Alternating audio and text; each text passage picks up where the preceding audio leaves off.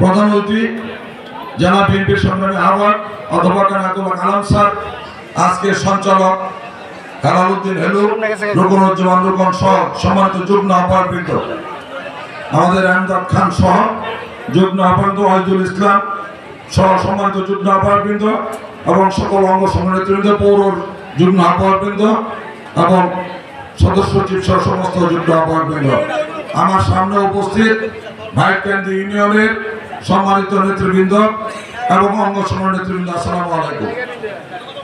প্রিয় ভাইরা আমার, বর্তমান প্রেক্ষাপটে দেশে এখন নির্বাচনের জন্য একটা প্রস্তুতি সবাই নিচ্ছে।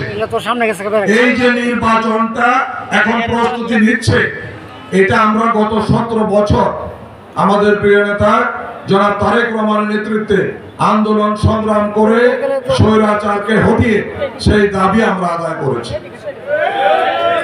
আপনারা দেখেছেন এই যে স্বৈরাচারের ফ্যাসিবাদের প্রধান যিনি উৎসাহদাতা ছিলেন, তাকে কয়েকদিন আগে গ্রেফতার করেছে আইন শৃঙ্খলা বাহিনী।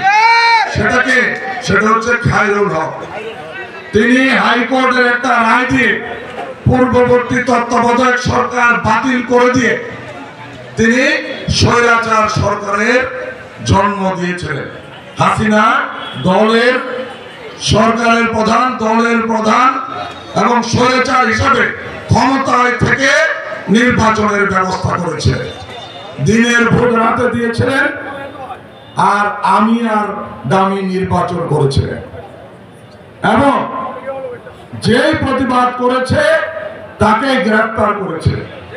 এই ভাইটকান্দির ইউনিয়নে অনেক নেতাকর্মী মামলা খেয়েছে, জেল খেটেছে, রিমান্ড খেটেছে, দিনের পর দিন তারা জেল খেটেছে। এখানে যারা প্রার্থী হয়েছে তাদের মধ্যে অনেকে জেল খেটেছে, ঠিক কিনা? আজকে বাংলাদেশ একটা মুক্ত পরিবেশে আজকে ভাইটকান্দির মাটিতে একটা কর্মী সভা করার সুযোগ পেয়েছি। সেই জন্য মহান আল্লাহ তাআলার কাছে শুকরিয়া জানাই। আমরা এই ভাইটকান্দি বাসীর কাছে কৃতজ্ঞতা জানাই।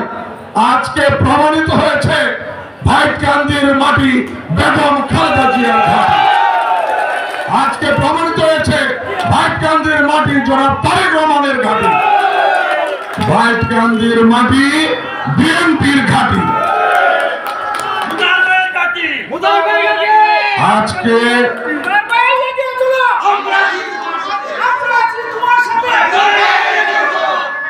আজকে এই ভাইটকান্দিতে জায়গা নাই, এত বড় মাঠ, সেই মাঠ ভরে গিয়ে আজকে মিছিলে একাকার হয়ে গেছে, লুকারণ্য হয়েছে।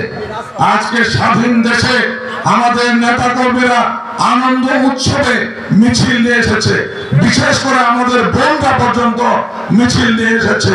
আমি ধন্যবাদ জানাই আমাদের মা বোনদেরকে, মহিলা দলকে, যে তারা আজকে বিশাল মিছিল নিয়ে এই সমাবেশ থেকে উপস্থিত হয়েছে।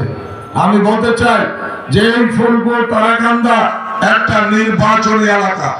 এই নির্বাচনী এলাকার মানুষ, এখানে সরকারের একজন মন্ত্রী ছিলেন, তিনি আমাদের উপর অনেক অত্যাচার নির্যাতনের মধ্য দিয়ে বিএনপিকে নিষ্পেষিত করে নিশ্চিহ্ন করে দেওয়ার চেষ্টা করেছিলেন।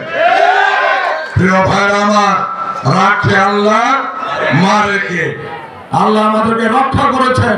সেই জন্য আমরা আজকের দিনে শপথ নিব যে আমরা দলের আদর্শকে প্রাধান্য দিয়ে দলের নেত্রী বেগম খালেদা জিয়া, বিএনপির ভারপ্রাপ্ত চেয়ারম্যান জনাব তারেক রহমানকে প্রাধান্য দিয়ে আমরা তাদের নেতৃত্বে রাজনীতি করব।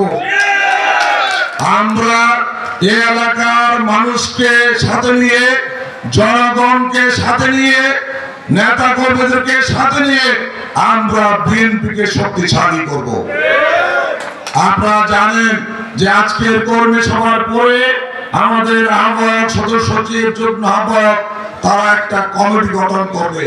কমিটি গঠন করার পরে 9টি ওয়ার্ডে আপনারা কর্মী সভা করবেন, ওয়ার্ড কমিটি গঠন করবেন, 50 সদস্য বিশিষ্ট ওয়ার্ড কমিটি আপনারা গঠন করবেন।